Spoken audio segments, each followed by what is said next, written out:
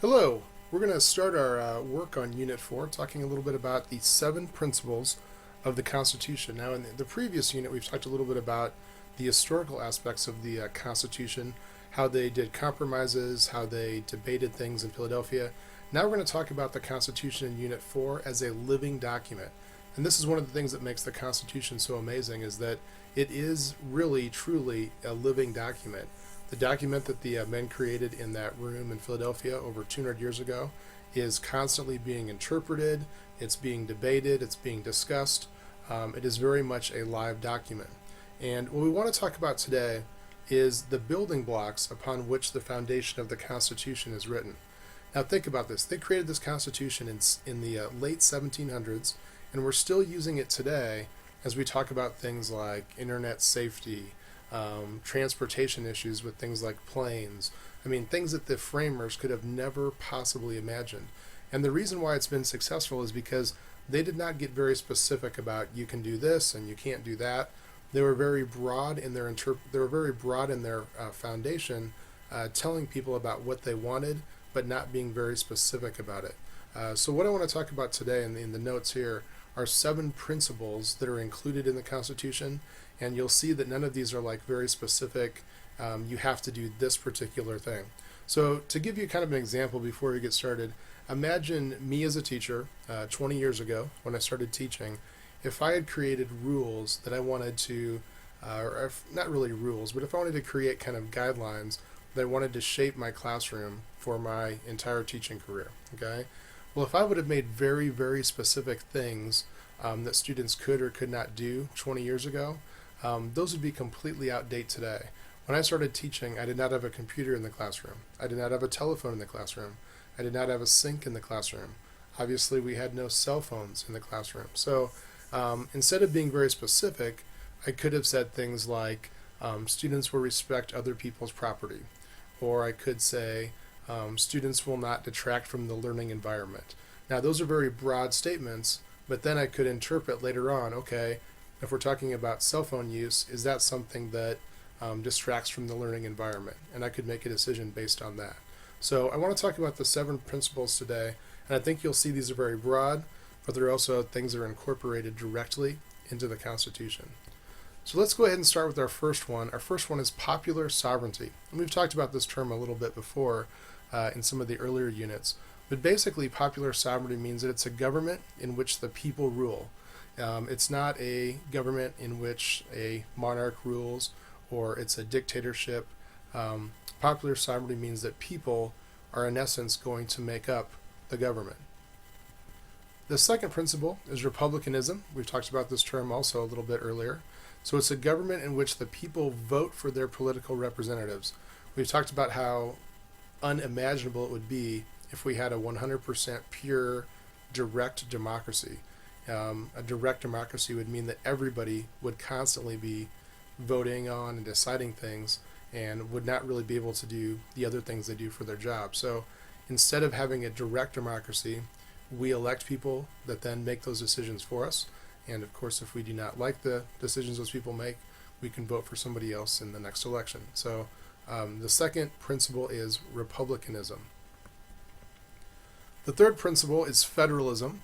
This is a really important concept that we're going to talk a lot about in this unit.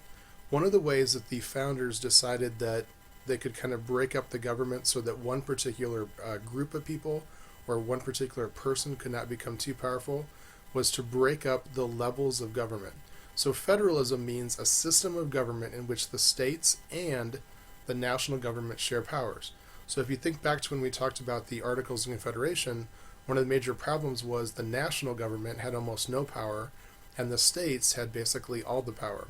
Well, federalism kind of divides that up a little bit more evenly, and so some things are going to be determined by the state, some things will be determined by the national government. And in one of our later sections of notes, we'll talk about how those powers are divided up among the state, among the federal government, and then there's some that are actually shared between the two governments. All right, principle number 4 is separation of powers. The government is divided into 3 branches. I know you guys have talked about this earlier in different grade levels, but it's important to go back and recap. The 3 branches of government that we have are executive, judicial, and legislative. So if we look at how the government is broken down in these three branches on a national level, the executive branch is the branch that is the president. The judicial branch on the national level would be the Supreme Court, and the legislative branch would be Congress. Both the Senate and the House of Representatives put together would make up the legislative branch. So again, the same principle here as federalism. If you break up and kind of divide the powers among several different groups, you're going to try and eliminate the possibility of one group becoming too powerful or more powerful than the others. And one of these next principles will also feed into that.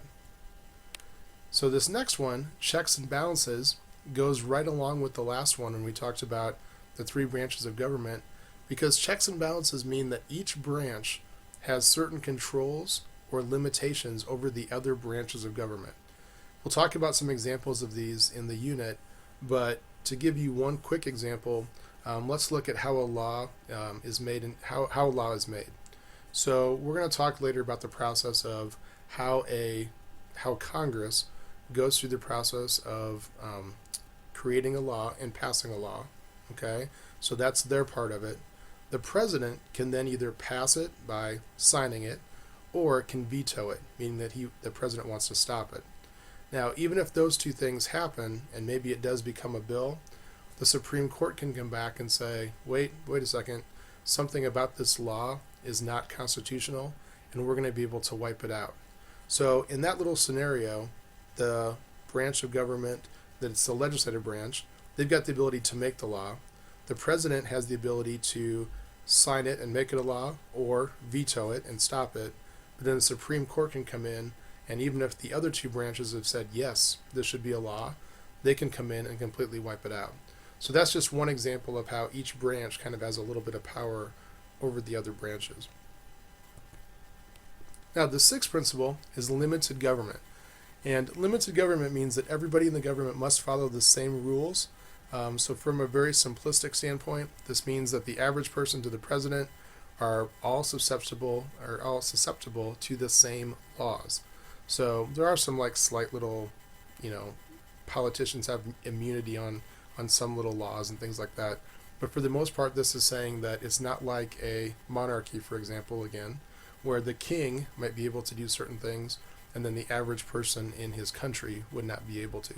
In a limited government, everybody must follow the same rules.